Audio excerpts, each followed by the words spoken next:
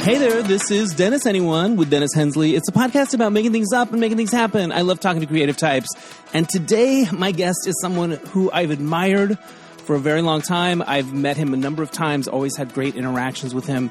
Bruce Villanch, the writer and wit and man about town. He's got a new book out called It Seemed Like a Bad Idea at the Time, where he talks about all these projects that he's worked on mostly back in like the 70s and 80s that have sort of become notorious kind of flop, fun YouTube things that you watch, like the Star Wars Christmas Special, the Brady Bunch Variety Hour, the Paul Lynde Halloween Special, the movie Can't Stop the Music. He goes into each one and talks about how they happened. And I really enjoyed talking to him about those projects, but also other things about his career and why he's so awesome, basically. And also this wonderful story about how he discovered that he had relatives that he didn't know about very recently and have and they've started a wonderful relationship, which is really cool to hear about. So before we get to the interview, though, I want to remind you that this podcast is brought to you by me. I do it. I'm into it. It brings me joy, but not a lot of money. But you can help with that if you want to go to DennisAnyone.net. You can leave a tip in my virtual tip jar, help me cover my expenses. There's a thing on there called Buy Me a Coffee. I always enjoy when people buy me a coffee. The other thing you can do is become a subscriber to DNR Studios. I'm part of the Derek and Romaine podcast family. So for a monthly fee, you get my show early, and you get all these other great shows. So check that out at dnrstudios.com. And now here's my interview with Bruce Villanch. And there was a point about, I don't know, 2/3 of the way through where his Wi-Fi went out. So we ended up doing the rest of the interview via phone. So you will probably notice a change in the sound. And I think I'm going to acknowledge that in the middle there. But yeah, that happens. But we have a wonderful conversation. So here's Bruce Villanch. Joining me now from his Hollywood man cave, it's Bruce Villanch. Welcome to the podcast, Bruce. Thank you so much. And it is a man cave. I said, if I step outside, there are 7 guys dressed as Spider-Man working to the Chinese theater sidewalk, and I have my pick. I love the straight that. ones are fanny packs, by the way. The gay ones go commando. There's one that could scare small children. I always like those characters out there. I always like to imagine them just going to lunch afterwards at like Mel's Diner and just sitting around bitching about everything. My favorite is a woman who does Marilyn Monroe, and she's in the 7-Year Itch outfit. Of course. And she carries her own fan, an electric fan. You've got to. She puts it on the ground and turns it on and blows her skirt up for photo opportunities. Fabulous. It's a gig. And when she goes to lunch at Mel, she's carrying the fan. A gig's a gig. So you have this book out. It seemed like a bad idea at the time, which is about a lot of the more sort of fun and maybe not successful projects that you had the pleasure of working on in television and movies and also on stage. How did the idea for the book come about? Why did you decide, I'm going to put all this stuff together and write about it now? Well, I was during COVID. I was on all these podcasts because everybody was sitting at home at lockdown. Right. And I was on these shows, and they were hosted by people way younger than I am.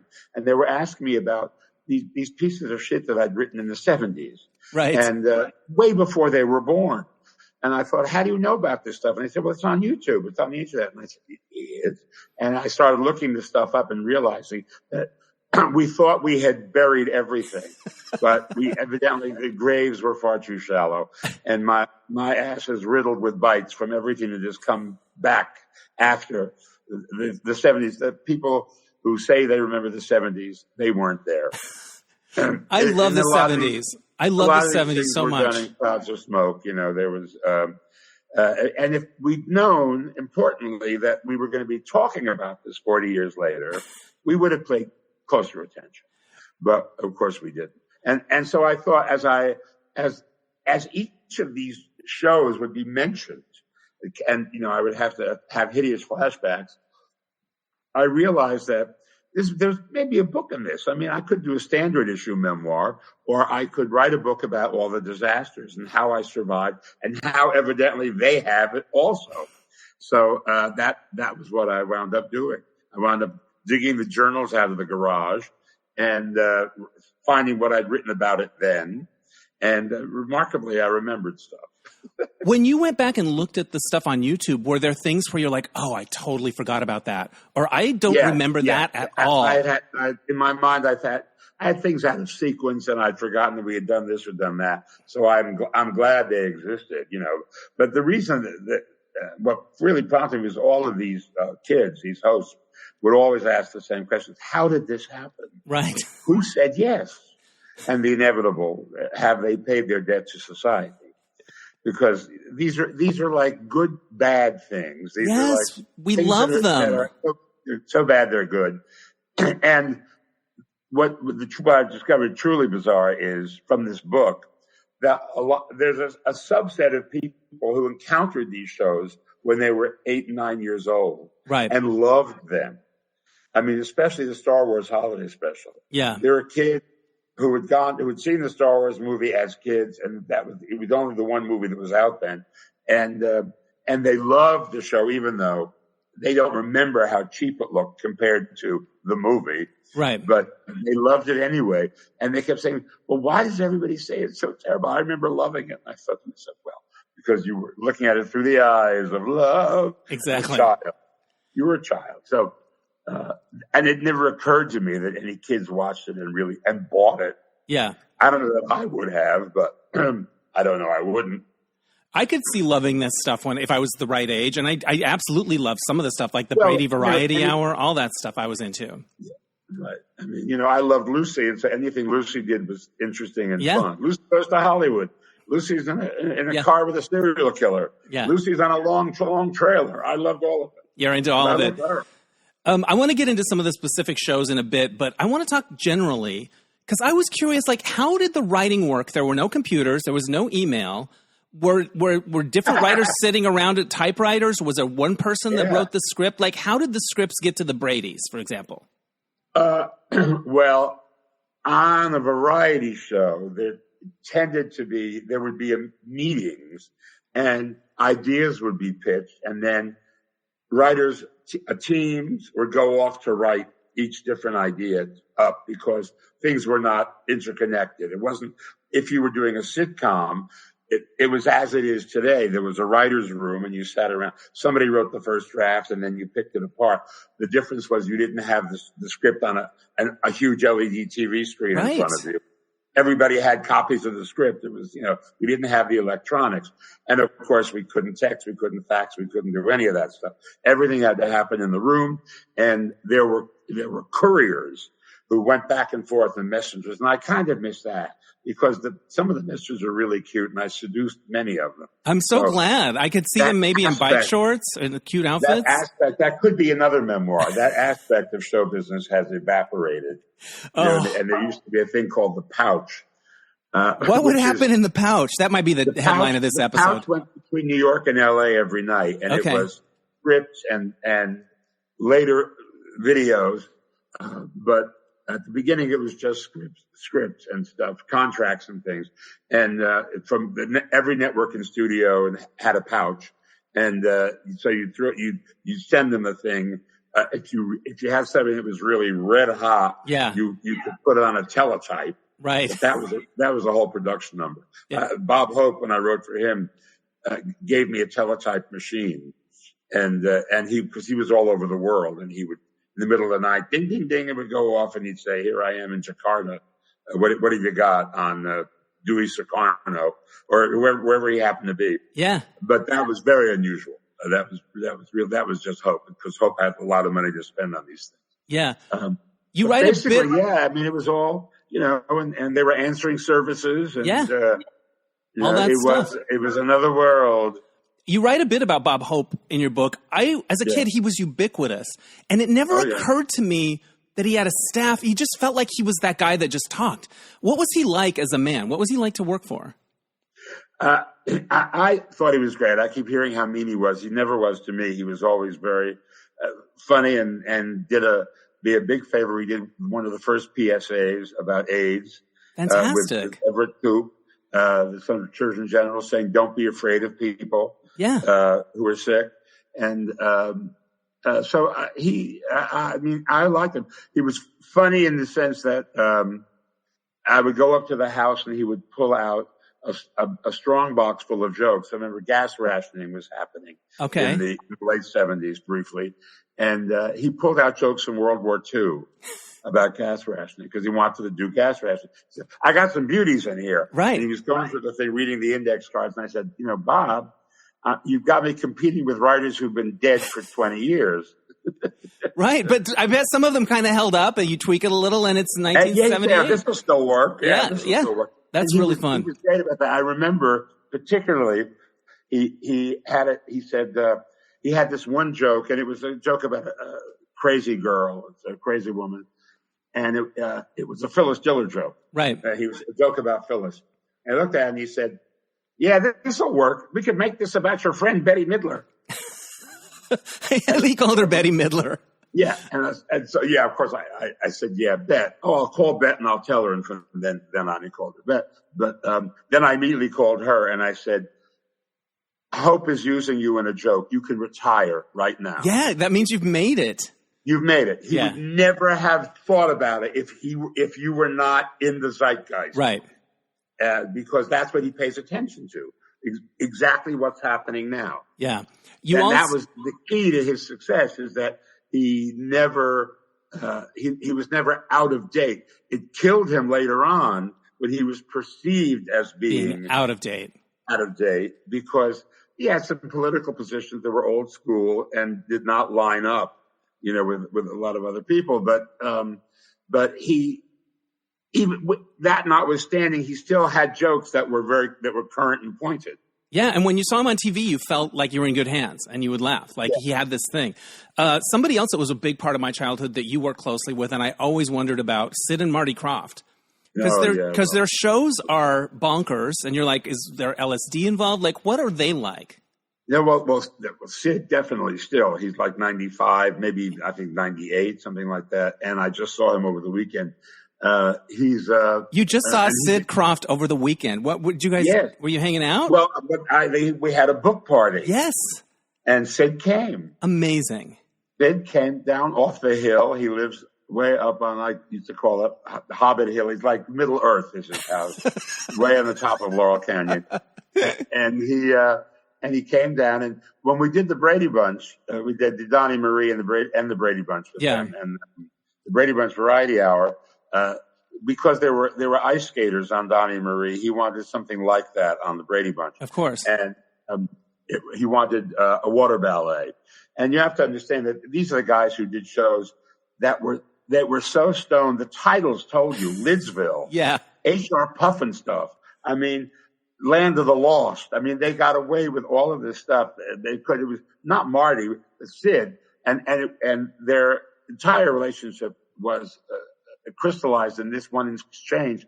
Sid was talking about the water ballet, and he said, I see a huge lagoon with a waterfall and 36 mermaids surrounding it. Right. And Marty said, 18 mermaids.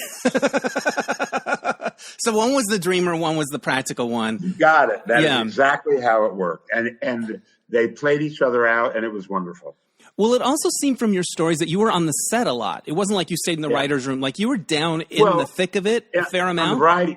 On variety shows, you're on the set because you shoot with an audience one night, the last night of the week. Right. But the other stuff, the production numbers that you want to have clean copies of, and you can always add audience to them later. Yeah.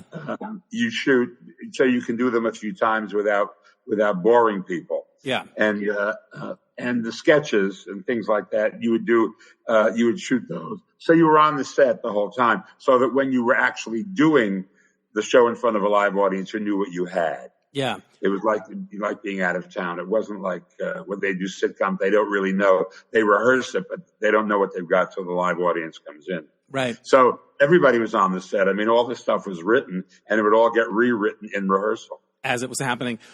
What was your specialty in those variety show mixes? What was like, okay, get Bruce to do this? Like, did you have a little niche that was like your thing?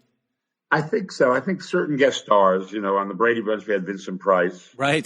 And I was considered weird enough to work with him because he was not weird, but the Vincent Price persona was weird. Things like that. And Earl Brown did a lot of medleys, and there was a lot of Broadway stuff, and so I was hip to all of that. So I'd be in the room for that.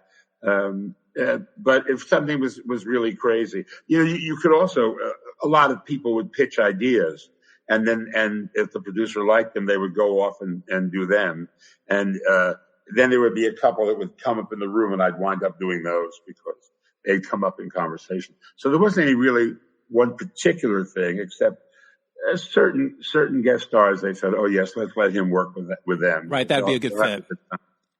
Did you ever want to run the show? Did you ever want a bigger job than you had? I didn't, because I didn't want to have to worry about dealing with somebody's hairdresser, and their agent. Right, exactly. I mean, that was just not. And I didn't want to have to deal with networks and ad agencies. I was having fun being creative, dealing with creative people, with actors and, other writers. And I was enjoying that more than producing. And I also never became a director because one reason is I never had a director who screwed up anything I did. Right. But I didn't have that sort of megalomaniacal need to be in control of every word I wrote. I was a good collaborator. Yeah.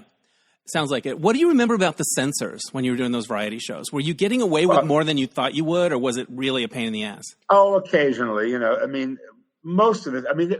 There were things you knew you couldn't do because you watched television and you knew what was available to you.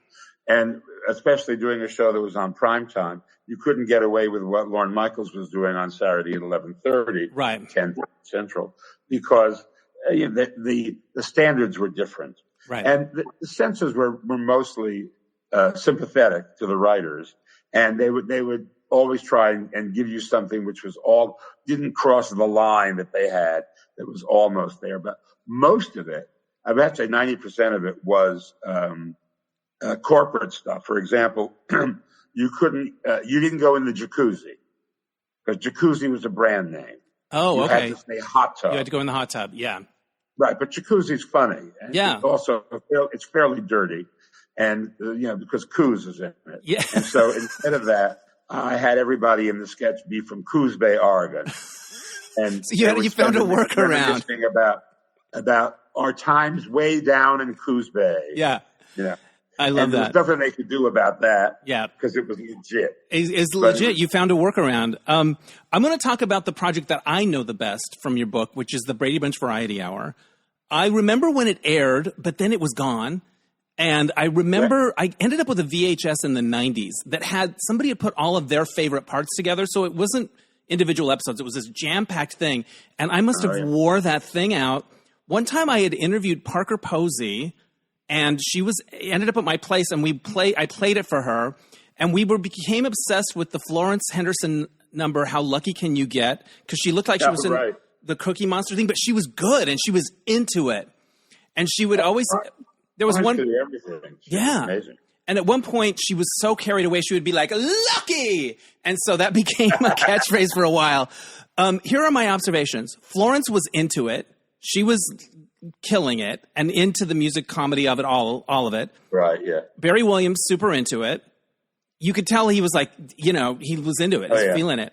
Robert Reed, not so much. And what was with Fake Jan? What do you remember about there not being the real Jan? We called her Fake Jan. Eve Plum was the real Jan. Yeah. But she had done a TV movie called Dawn, Portrait of a Teenage Runaway. Right.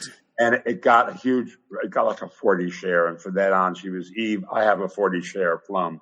And she didn't want to be involved in this when it came back. She had decided she was going to be TV movies and stuff. Yeah. So we had to get a new Jan. And we auditioned a lot of people. And it came down to two girls, one of whom was Jerry Reichel, who became forever known as Fake Jan. Fake Jan. I also like Reichel. I always thought it was Rochelle. I mispronounced it all these years. I may be, but I bet you got it right. I bet you got it right. And the other was a girl named Kathy, who was brilliant, but they liked Jerry better. And Kathy left, and she married a guy named Conrad Hilton, and she had Paris Hilton and Nikki Hilton. My and God. She had Kathy Hilton. That is blowing my mind. Kathy Hilton was this close to being fake Jan? She was almost fake Jan. And I run into her, and every time I run into her, she says, "I dodged a bullet." I feel like that is the most amazing scoop I've ever gotten in 10 years of doing this podcast. Florence Henderson was my first celebrity interview. I had gotten a break at Movie Line magazine. They'd published a story that I'd written about my first audition for Madonna as a dancer. I just cold sent it out to everyone, and they published it. Mm-hmm. And the editor there gave me my first opportunity to interview somebody, and it was Florence Henderson. And I was very excited because I was a fan of the Bradys. She was doing Shakes the Clown. She had a fun cameo in that with Bobcat Goldthwait, and she was playing a kind of sexy part. And what your book reflected and what I was blessed to get was a very naughty, funny, dirty mouth, like surprising Mrs. Brady. And it was such a gift to me because it made my first story like pop, right? She was fun. And like she flashed her boobs at you guys at one point. She bought it. Yeah, she flashed her boobs at us. Yeah. Talk to me about Florence. Well, we had a moment where she was being interviewed, I think by the New York Times, and Ronnie Graham came up with the idea. He was a hysterical writer, and he was Uncle Dirt in commercials, right? And Mr. Dirt, something like that. But one of us went in every 5 minutes and said, "Oh, Florence, I didn't realize you were being interviewed. Do not mention the acid throwing incident." So you just planted that little nugget in the. Just keep coming into Florence, nicks on the acid. Yeah. And finally, the reporter said, "Okay, tell me about the acid throwing incident." And Florence said, "There is no acid throwing incident." She said, "You deny the acid throwing incident?" Right. So the reporter left, and we were all sitting in the office, and Florence came in and stood in the doorway, just glared at us, flashed her boobs, and just walked away. Amazing. I loved her. I loved seeing her on Dancing with the Stars. She did me such a solid in that first interview, and I'll never forget it. Robert Reed. Did you know he was gay when you were working with him? Yeah, I knew he was gay. Yeah. I knew we hung out a bit, but he was very, very closeted, partially because he was a leading man. Yeah. And in those days, you could not be a leading man and be gay. And he had also, he'd done comedy on Broadway. And he was very sensitive to the fact that he had done an episode of Medical Center where he played a transvestite. Right. A cross-dresser who was about to transition, although that was not a concept in the general parlance in those days, to be transgender. And he got an Emmy nomination for it. And he thought it would be a big mistake if he came out, especially he was a surrogate father for the kids. Yeah. And he didn't want them to feel like he betrayed them because, equating gay with pedophilia and all of that. But his problem on the show was that he doesn't sing and dance. Right. And here he was playing Mike Brady, architect, who does not sing and dance. Yeah. And he didn't know how to do that. And I said, well, I think it's a great excuse. He's acutely uncomfortable, whatever he has to do. And you can play his discomfort. And every now and again, he gets into it. And then, and like, it amuses himself that he's doing this. I said, because, we're playing them like they, for some reason we've never explained, are hosting a variety show. Exactly. It's just part of their life. And which nobody knew when they took the gigs that was the idea. Yeah. The idea was we're hosting a variety show and going, and now Tina Turner. Right. They were not, they didn't think they'd have to participate in any of the stuff. So, and once he did that, he was wonderful. And my favorite moment is when I put him in Carmen Miranda drag. He killed it. Yeah, he killed it. It was very funny. And that, when the Brady movies came out, which were parodies of the Brady Bunch, Nick Knight showed the Brady Bunch Variety Hour in the spirit of parodying the show. And I would get calls, in the middle of the night from people. Dude, I'm watching the thing on Nick at Night, and the Brady dad dressed up as Carmen Miranda, and your name is on it. Dude, what the fuck? You're welcome. You should have just said you're welcome. Yeah, you're welcome. Exactly. Charlton Heston would say when you said, if you knew Charlton Heston and you said to him, "It's a beautiful day today, isn't it?" He said, "You're welcome." he was in charge of it. He was in charge. He was God. Right. There's one of those long finale medleys that the Bradys do where it was every disco song and they would like be doing the hustle with words like la, la, la, la, la. And then there's the final post and Robert Reed just kind of gives up. He just like throws up his hands and people are still doing it. It's one of my favorite moments. Rip Taylor is also on that show. And I always wondered what he was like off camera. He was Rip Taylor. He was always Rip Taylor. You could say he was a bundle of nerves, which he channeled into this performance, which was, of course, the bundle of nerves. Right. And he would throw confetti at you. And we had him as Ann B. Davis's love interest. Yes. Because we couldn't use Sam the Butcher. That was owned by Paramount. Oh. And so we had to come up with a different love interest. And she was on a commune and she had gone to yeah. And so she would come down in the bus with the other girls, and they would, and she would play the script as written. She was a great musical comedy performer. She had followed Carol Burnett into Once Upon a Mattress, right? And she knew what she was doing, but she was not having Rip, who wanted to be her best friend, and would come over, throw his toupee in her lap, and go, "Small rug alert!" She was not having any of that. And I mean, he was a lot. He was a lot. And you realize when you got to know him that a lot of it was he was really nervous. He was really insecure and crazy. And he always got laughs. I mean, it was always fun when he would show up. I talked to somebody like in the 90s that worked with him on something around that time, and they said that Rip had a place that you had to go get the confetti for him, and you had to get a certain kind of confetti. Like if Rip was going to do your show, this is the confetti you need, and this is where you get it from. How do you like that? Yeah, he had a confetti rider. He had a confetti rider. So there's that. The Osmonds guest star on the Brady Variety Hour, but you also worked with them on their own show. But you don't write about it at length because it was considered a hit. It was a hit, yeah, exactly. And I didn't want to duplicate stuff. Yeah. My favorite Marie story happened during the Brady Bunch Variety Hour. I love it. Tell that story. Yeah. Oh, really? Oh, okay. A little bit. I love it. I first of all, I was surprised about the existence of these people. Should read the book. People should read the book, but I will give a little tease.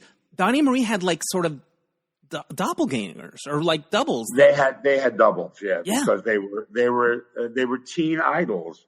And they had the kind of fans who would follow them around and would want to touch them and claw their skin and have a piece of their clothing and all that. So they had doubles. And when we did they were on the Brady Bunch pilot. Yeah. Variety Hour pilot. And, so the doubles showed up, and Marie's double was older. Marie was almost 18. Right. She became 18 on the show, but, Marie's double was older and looked just like her. And our head writer, the late Carl Kleinschmidt, was his agent at the time was a little known guy named Mike Ovitz. Wow. And Mike Ovitz was an agent at William Morris, and he had left. He was still at William Morris. He was yet to leave and form CAA. And of course that led to him being a huge power broker. And, but at the time he actually represented the writers, and, he came to the taping. Right. And Carl said, he is in love with Marie. He has got such a hard-on for Marie. And so Carl devised this plan. He went to the double, and he got her to get in on it. Wow. And so Mike arrived, and he's on the set, and Carl is with the double. And the double comes over, and, of course, looks like Marie, and is made up just like Marie, and is actually wearing something that Marie was wearing. And right. Mike had seen Marie, and so she came over, and she just looked at him, and Mike was like thunderstruck. She said, "Oh, Mr. Ovitz, I'm so excited to meet you." And he was like, couldn't believe it. He was like melting. She said, "I want you to come back with me to my dressing room so you can come on my teeth." First of all, that turn of phrase is so random and weird. I know. It was, and especially her teeth, because she was famous for the smile. Yeah, of course. Now, and there was a moment, kind of like in a movie, those old movies where the atom bomb is dropped, and there's silence, and then suddenly, boom. Yeah. And it was that kind of a moment. Yeah. And then he looked at her, and I thought, what is going through his mind? And all of a sudden, as I used to say, the dime dropped on everybody around, and everybody burst into laughter. And of course, we then introduced her to him and all of that. Yeah, amazing. And it was a great moment. I don't know that we told Marie. Right. maybe later. Although I feel like modern Marie would be with it. Like the Odyssey of Marie. Yes, exactly. 8 children, and I think two or three husbands, or maybe 3 husbands. Yeah. She's lived some life. Yeah. Oh, she's pretty incredible, actually. They didn't want her in the act at all but she forced her way in. They didn't want the girl working. Yeah. They were good Mormons, and they wanted her to be a Mormon wife. But she wanted it. She pushed for it. Oh, she wanted it badly. And when they realized how much she wanted it, and when they paired her with Donny, they realized what they had. Yeah. And then, of course, she was a revenue stream. I mean, but the whole family was all tied up in everything. I love the Osmonds. I love them kind of in a campy way, but I also kind of love them in a real way. I was raised Mormon, and I just love them. They seem like hard workers, nice people. I remember when they sang the Elton John song Honky Cat on Donny and Marie. They changed the lyrics from it's like trying to get whiskey out from a bottle of wine to grapefruit from a strawberry vine. I just remember there they go. Well, I had a lot of stories with the Mormon censors. Yeah. The elders in Salt Lake who would not let Marie sing certain lyrics. And I can tell you that story. It's not in the book, but I'd love it. Well, I was Michael Feinstein was a great friend of mine who was working for Ira Gershwin at the time. He was not yet a star. He was going through Ira's archives, and I had met him separately. And I went over there to meet Ira. He said, "Come meet Ira. Ira wants to meet you." So I met him, and we were watching. And while I'm doing Donny and Marie, "Oh, I love Marie Osmond. She's a great singer. I love her personality. It's wonderful." And we were trying to. We're looking for numbers to Marie could do now that she was 18, that she could do that had a bit more of an adult skew. Right. Michael suggested a number that Ira had written for Broadway that was in Mickey Rooney did in Girl Crazy called "Treat Me Rough." Right. "Treat me rough, muss my hair." It originally was written, I think, for Ginger Rogers on Broadway, and it was just, it was nice, and he was surrounded by women. We thought that would be fun for her to sing "Treat Me Rough." Right. And so I pitched it, and they said, "Oh no, it's much too risque. We couldn't have her sing that. No." So I went back and I said, "I'm really sorry, but they think it's a little bit much for her." And he said, "I'll fix it. I'll change the lyric." And he sat down and wrote a new lyric. And I came back, and they said, "No, it's still like everything." I said, "Let me make this clear. Ira Gershwin I don't know what you're getting. A song for Marie, and you won't let her do it." Yeah. And they said, "Yeah, I mean, yes, he's Ira Gershwin, but no, this is." I said, "Okay, fine." So it didn't happen. Instead, I gave her a new song that Melissa Manchester and Carol Sager had written called "Coming from the Rain." Oh, wow. And she loved that. And she thought it was wonderful. And they said, no, you can't do that. Because it's about a woman who's taking her husband back after she has left. Where they got this, I don't know. It could be about a puppy. Yeah, it's just somebody's in the rain and come in. And anybody who's left and is coming back, where they got this Michigan house. So I finally, talked to her and she wound up singing, "Don't Let the Sun Go Down on Me." Oh. And I pitched that, and they said, "Oh, that's wonderful. Elton John. We love Elton John." And she sang it. And now I'm in the booth with the censor, Mrs. Futterman. Mrs. Futterman, okay. "Don't let the sun go down on me." And Mrs. Futterman looks at me and says, "I see what you did here." God bless Mrs. Futterman. But I love the Osmonds. Love it. And were you in Utah working on those shows? Yes. I was in Utah when they moved. Yeah, it was... they imported the whole plane load of evil influences. They wanted to get out of Hollywood, so they built a studio in a town called Orem, right, which is next to Provo. And our joke was, Orem is what you can't do in Provo. And every week they'd fly a plane load of evil influences up from Hollywood. Would you guys all live in the same apartment complex? Would you have parties? Like, what was Utah summer camp? There was a sort of motel where we all stayed. Yeah.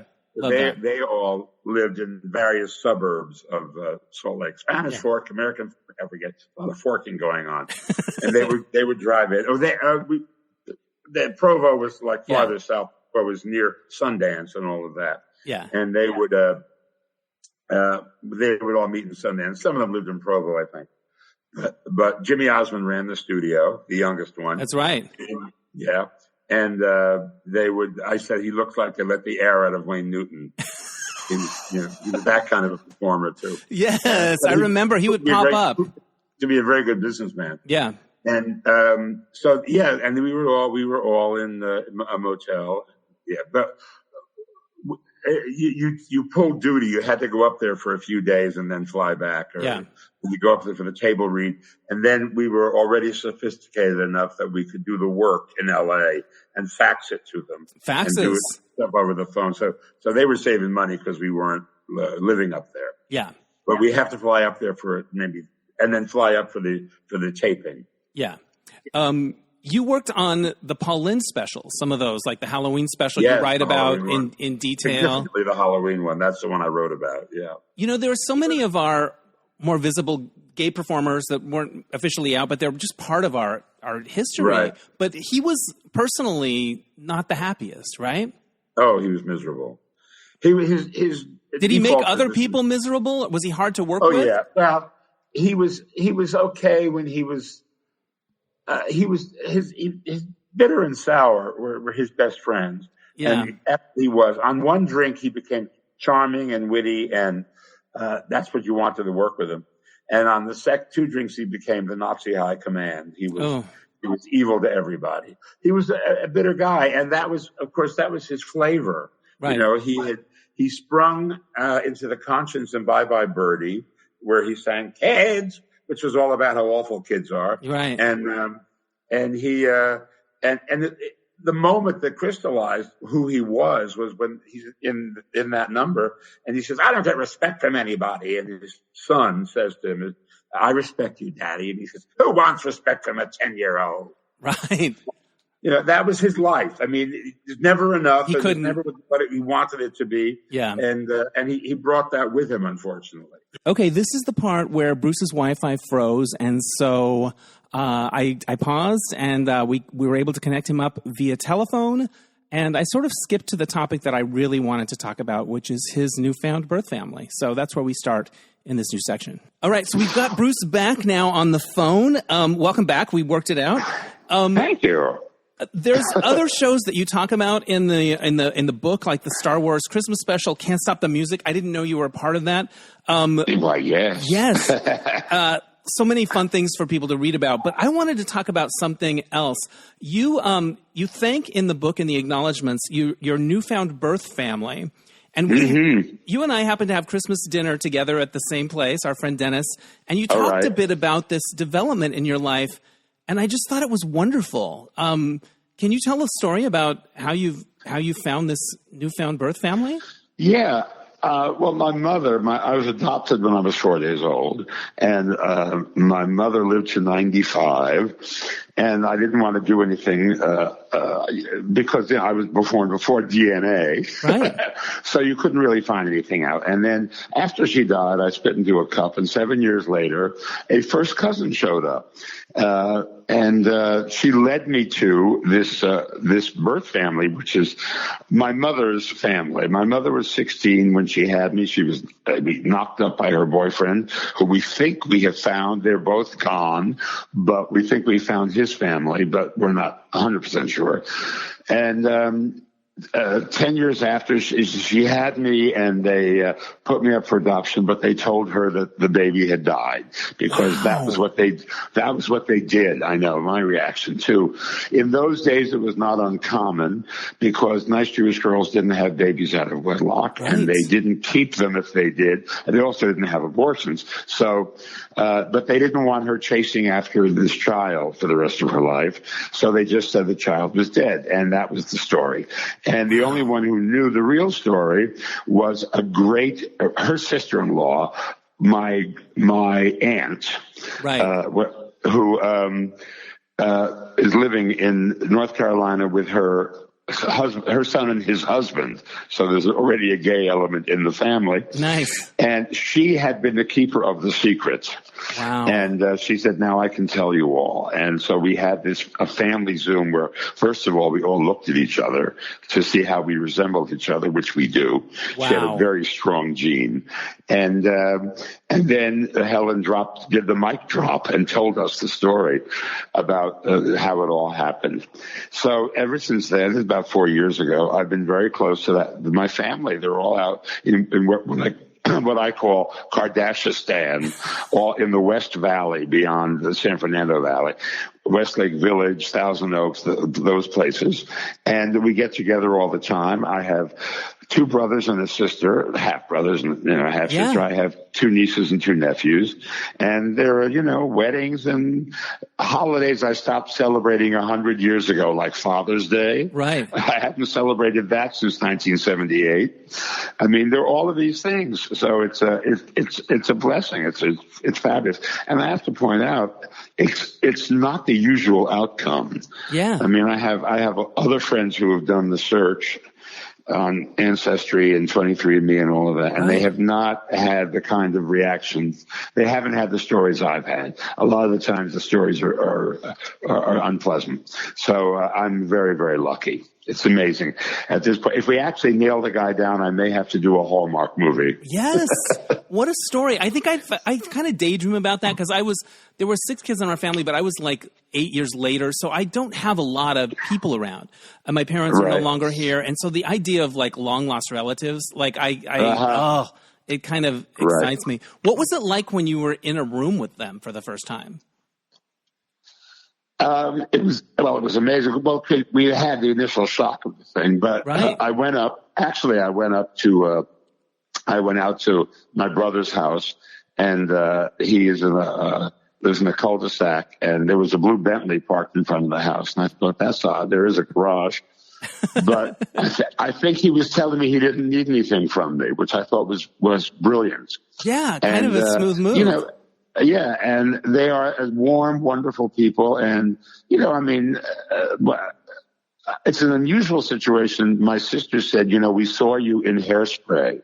Oh, so they knew you were, obviously. They knew, they'd seen me on television, and they saw me in Hairspray playing a woman. Yeah. And after the first scene, she said, I turned to your brother and I said, he looks just like Mom. Wow. And, I went and looked, and yes, I do, because it was 1962. Costumes. So I was in that kind of period drag, and I did look exactly like her.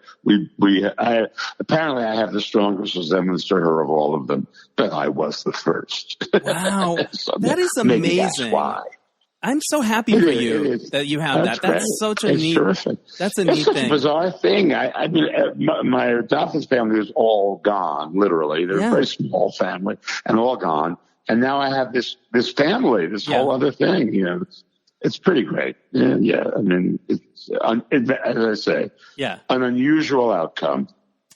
Well, in other warm and fuzzy moments, I have a frame in my bedroom with a bunch of different pictures in it. One of those frames with all these pictures, different friends, this and that. And there's a picture of you and I together that I have from the year 2000.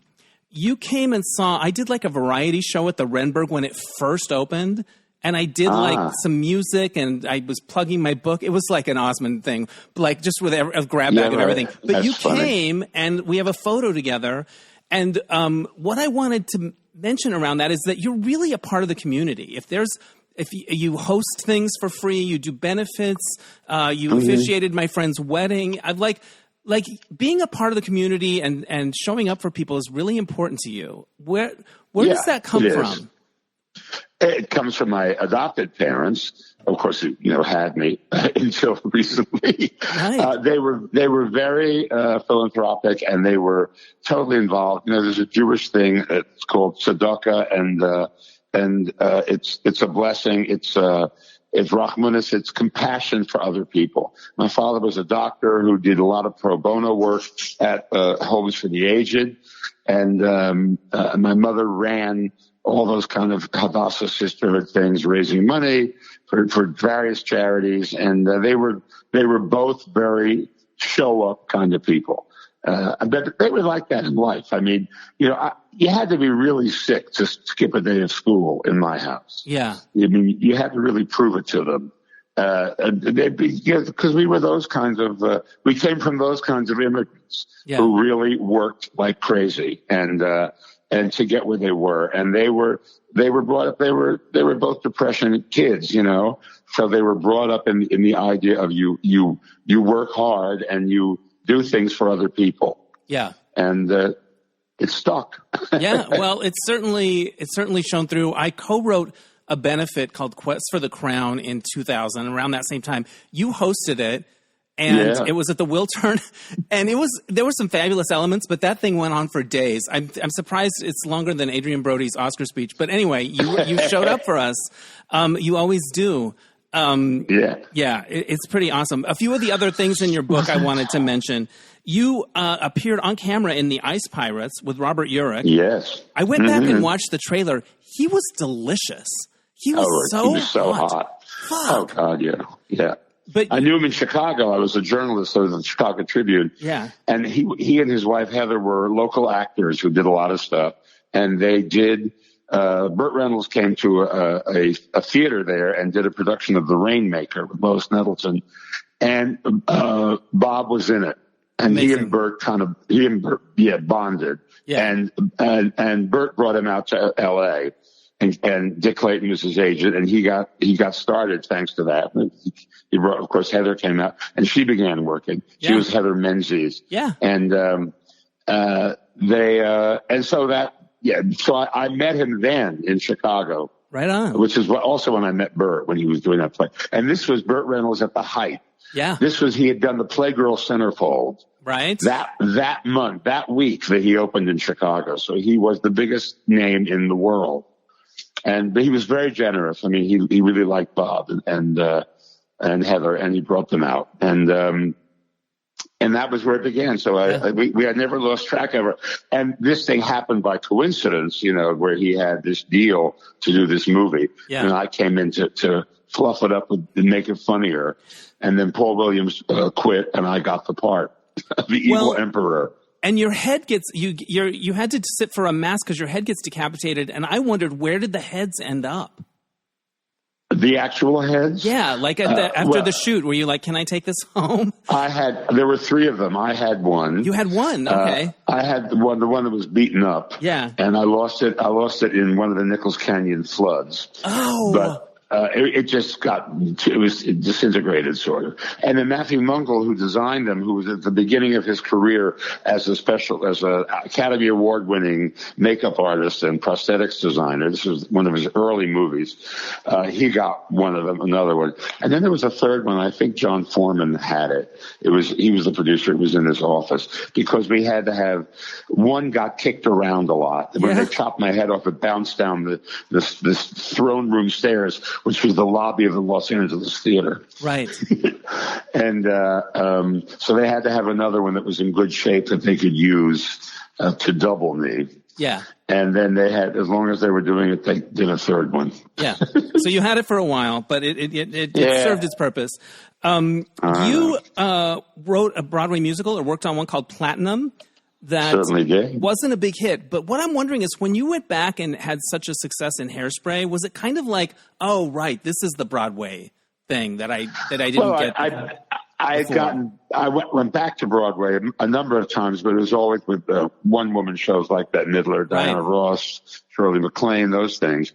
So I was around Broadway, and I wrote the Tony Awards a bunch of times, and so I was like part of that community. So by the time I did Hairspray, I was well known, but as a performer, it was something I always wanted to do. I said, "Oh my God, I am actually starring on Broadway in a musical," and so that was a thrill. Yeah. But it was later in my life, so I was 57, so I had to conserve. Yeah. Anything I did during the day, I would pay for on stage at night. But I'd been on tour for a year with the show before that, so I learned that. And so it was quite wonderful. But as a writer, I still haven't come back. Yeah. And Platinum is the only actual real real show credit. Right. But, that's the way it scared me. I went back to television because I put my heart and soul into it, and it was not a good idea. It was an interesting idea at the time that just never developed correctly. Well, from my vantage point, you strike me as someone that's always been successful, and you know what I mean? That there weren't downs, but of course there are in every career. Sure. What do you attribute your longevity to? What's kept you in it? Well, variety. I mean, I made a pact with myself that no one day would be like the other day if I could possibly make that happen. So I quit the corporate scene and was working in the kind of business where every day was different. Right. And I think that was part of it. And also, as I say in the book, saying yes to things. I mean, my joke is they say, well, that's a terrible idea. How much are you paying? Right. Oh, well, I can see a way to make that work. Yes.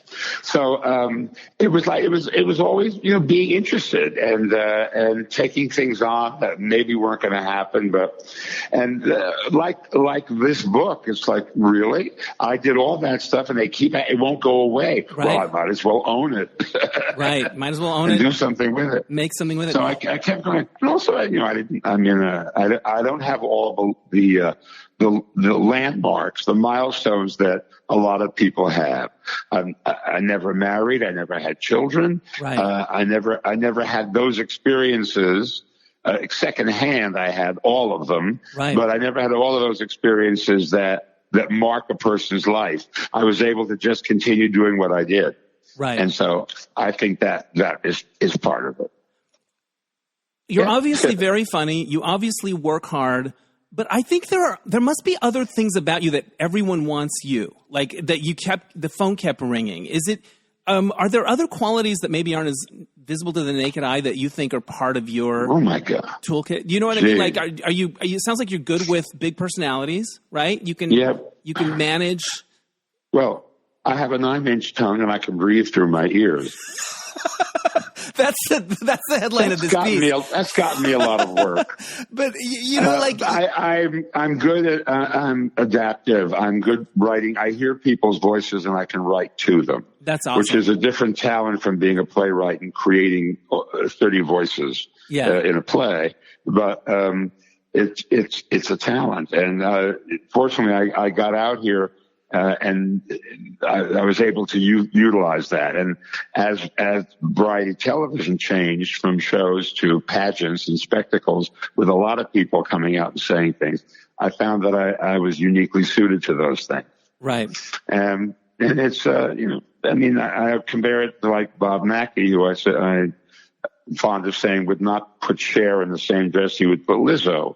Right. He recognizes body type differences and color differences, and everybody's an individual in their own right, and he adapts to them, and he has that skill. All of his stuff still looks fabulous because it's got him written all over it, but he has a style, and I suppose I have a style too. I try to submerge it into whatever the job is. Right. But sometimes it just won't die.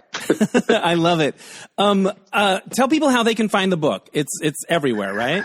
It's everywhere. It's on Amazon if you're still going there. And if not, it's a bookstore in the city near you, if there is still a bookstore in the city near you. It's all over the place now. You can just Google it and you'll find it. I have one more question for you. And it's an audiobook. Yes. I should say. You read it yourself. These stories like I'm sitting next to you on a plane. I love it. Exactly. I have one more question for you, but first I just want to whenever I see you, you light up. You light up, and you're just a wonderful person and a wonderful presence. So thank you. I think you represent that to our whole community, and especially during the times when it was rough. Like it was a journey, right? Yeah. This thing. Yeah. Yes, it was very difficult. But humor saves us, even gallows humor. Yeah. I mean, it is something that we do as humans that keeps us going. Yeah, and we need it again, right? Yes, we do right now. Absolutely. I mean, I can't even open. I don't even open the New York Times. Before I connected with you, I accidentally opened the app on my phone, the New York Times, and I'm like, shut it. Like I can't deal with the headlines. Right. Because every day is a new flood the zone. Yeah, as it were. Yeah. Here's my final question. When you were working on this book and looking back at this stuff, what did it sort of mean to you to put it all together and to think about? You probably thought about the successes along the way, but it was just to look back at all this stuff. Yeah, I said that's for another book. I mean, I could write a book about the hits. Everybody writes a book about their successes and how they happened and all that. But I thought it's more interesting to write a book about the things that didn't work and how they happened and how people are rediscovering them. Right. And they're maybe not so awful as we thought they were at the time. I think people cherish the Star Wars Holiday Special. We love it. I love the Brady Variety Hour. We love that stuff. See, wonderful. Yeah. Good. Bruce, it's been a pleasure. Thank you for doing this interview. Everyone needs to pick up that book. All right. I agree with this message. I approve this message. Thank you, Bruce. I approve this message. Yes, indeed. Thanks again to Bruce Villanch. Pick up his book, It Seemed Like a Bad Idea at the Time. You'll have a good time reading it. All right, so this happened. All right, guys. So something not so great happened, and I'm going to share it with you because it's going to color the next, couple years of my life.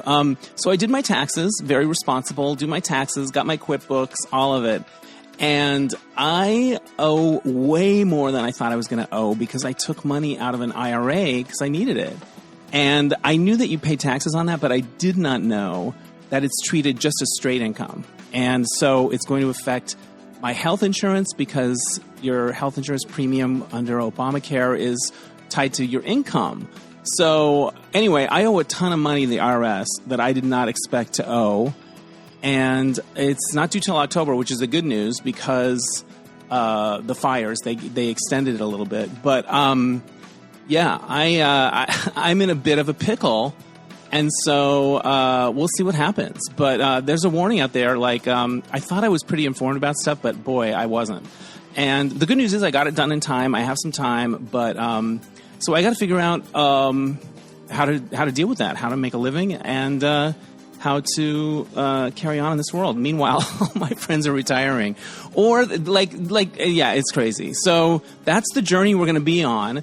To that end, I think I am going to be starting, I know I'm going to be starting a Patreon, and I'm going to give you guys some bonus content, and I think it's going to start in April. I'll let you know more about that as it goes. I think I might do So This Happened as part of my Patreon, give you a little tease on the podcast, and then tell the real longer stories. If you enjoy that part of the podcast, maybe that'll be something you like as part of the Patreon.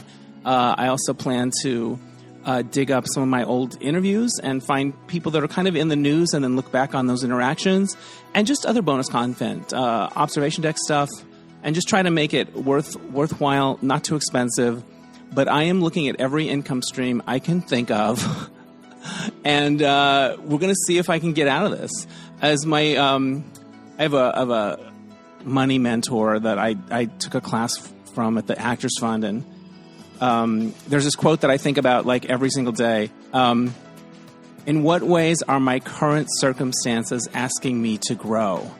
Isn't that deep and thoughtful? And I think about it every fucking second. So that's where we are. I wish I had something sunnier to say. Oh, I do have something sunnier. But this week I got a few little things. So I got my first booked dance gig, which I did last night. It was like a party, and they wanted a flash mob thing, but we ended up not even dancing. I didn't have to dance a step, but it's a little bit of a paycheck, and so that's going to happen. And I found another company that books virtual team building events, so I'm going to submit to them and see if they'll pick up You Don't Know My Life. I'm going to be hustling, and I'm doing a webinar next weekend about becoming a paralegal. Is that a thing I could do? I've had other friends that do it. So here we are. Yeah. I will keep you abreast of this. I'll try to do it with some good humor, but kids, it's not cute. Lost sleep, crazy headaches, but you know what, at least everything else in the world is going really smoothly, so I'm not alone. Oh man. All right, in what ways are our current circumstances asking us to grow? That's the question of the day. So there's that. All right, I want to give a shout out to Oscar Rosario for mixing the episodes. I want to thank everyone for listening. Doing this podcast brings me a lot of joy, and even when I'm having a bad day or I'm worried about things, if I have a nice conversation with somebody, I'm buoyed for that day. Is that a word? I am. Like, it's like, oh, that was great. And I love sharing it. And I think it matters. I'm into it. So we're going to figure this out. But yeah, it's not cute, kids. It's not cute. All right. I want to give a shout out to Oscar Rosario for mixing the episodes. My theme music is my Mark Daniels replacement music. We'll catch you next time on Dennis Anyone. Bye.